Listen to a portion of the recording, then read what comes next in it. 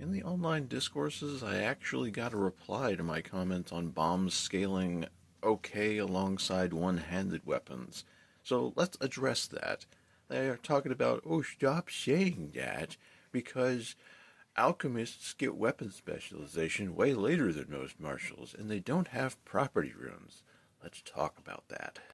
Weapon specialization at level 7 is 2 points for most martials, and like 3 for fighter. And Barbarian does get a flat damage bump to their rage at this level, but that's just scaling alongside other martial damage spike mechanics.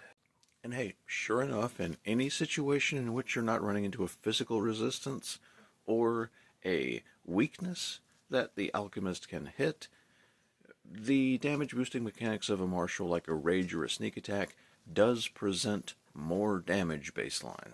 But those situations are fairly common, and unless we're talking about allowing Starfinder 2e content where energy-based weapons are commonplace, or incorporeal enemies which alchemists have a little bit of trouble dealing with the damage resistance of because none of their crap is magical, in any case in which there's a physical resistance or a weakness that the alchemist can hit, you're dealing an additional amount of damage equal to the enemy's level, which can vary like at level 7 from around 5 to 10 extra damage, which is in line or surpassing a martial's damage spike mechanic, and applies any time the splash damage would also hit a secondary enemy an additional time.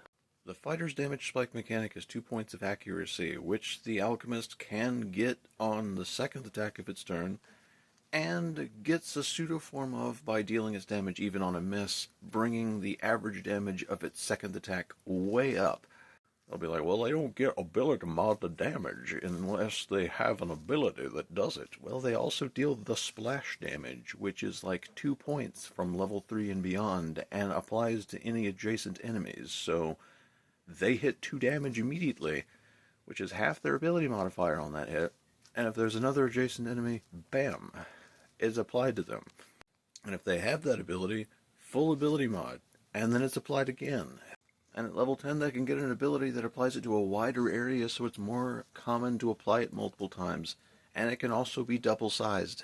Damaging property wounds? Well, there's like things like Bane or Vitalizing that might be way earlier, but the ones that you get that are consistently applying to everyone are like 8th level items.